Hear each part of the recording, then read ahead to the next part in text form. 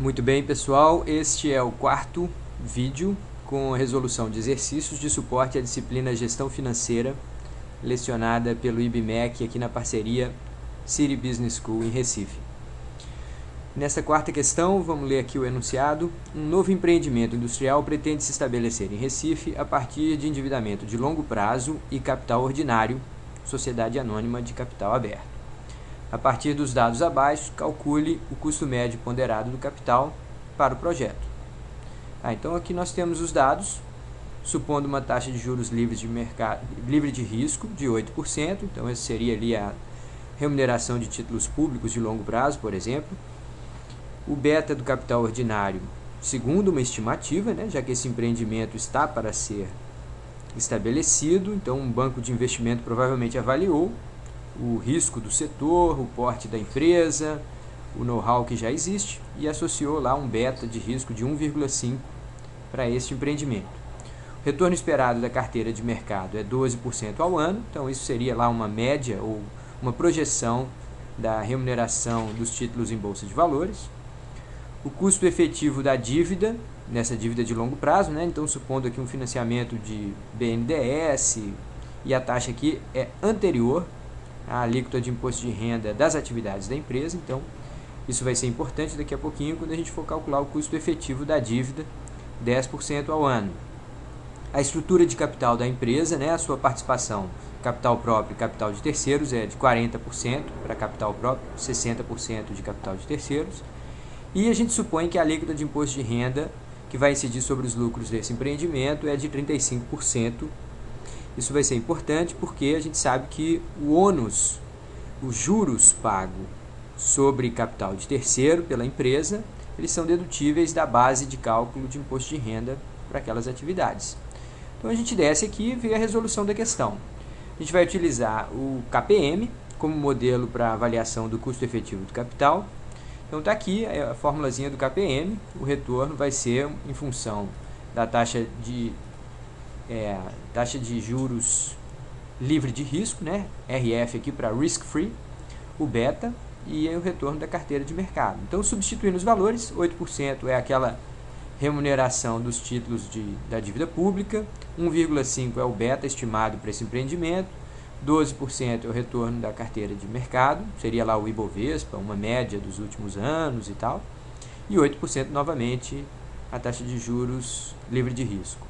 Calculando, a gente estima aqui que um empreendimento como esse teria um custo efetivo do capital próprio de 14% ao ano.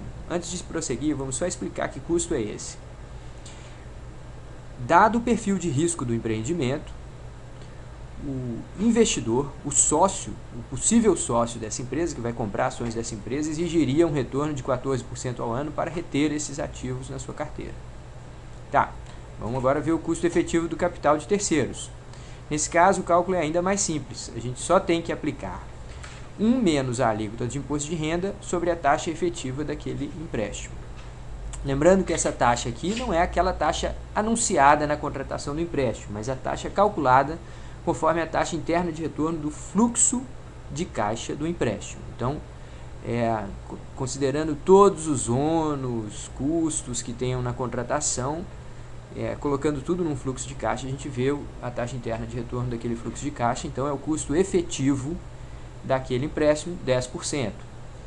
A gente deduz esses 35% porque eles seriam abatidos posteriormente pela empresa do ônus de imposto de renda.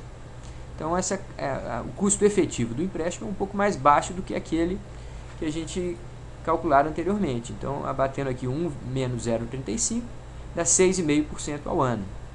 Bom, agora resta apenas calcular o custo médio ponderado, que na verdade é a média ponderada dessas duas taxas, conforme a participação. Então, 0,40% é a participação do capital próprio, multiplicado pelo custo do capital próprio. E 0,60%, o restante, é a participação do capital de terceiros aplicado ao custo do capital de terceiros. Fazendo essa continha simples, a gente encontra 9,5% ao ano. Observe, por favor, que este número é menor do que a taxa efetiva de empréstimo obtida junto ao BNDES e é muito menor do que o custo de capital próprio. Então a gente observa que nessas condições que não estão totalmente distintas da realidade aqui no ano de 2012 para a economia brasileira, revelam um custo de capital bem mais baixo do que aqueles que aparentemente estão sendo contados aqui. Por que eles são mais baixos? Ora, primeiro porque a gente deduz boa parte dos custos de capital de terceiro no cálculo do imposto de renda, e segundo porque no Brasil a taxa a taxa de juros para empréstimos de longo prazo é subsidiada, né? Então os empréstimos do BNDES, do Banco do Nordeste, são valores muito abaixo do que aqueles custos de mercado associados aos riscos dos investimentos. Então acaba que o custo médio ponderado desse empreendimento sai em 9,5% ao ano. Aqui interessa esse custo médio ponderado, ora, essa passa a ser a base de referência para qualquer rentabilidade esperada nas aplicações de recursos por essa empresa. Seja lá o que for que essa empresa vai produzir e vender, ela precisa trabalhar com um retorno superior a 9,5% ao ano, sob risco de não remunerar o capital próprio ou o capital de terceiros de maneira adequada. Bom, é isso. Obrigado e até a próxima.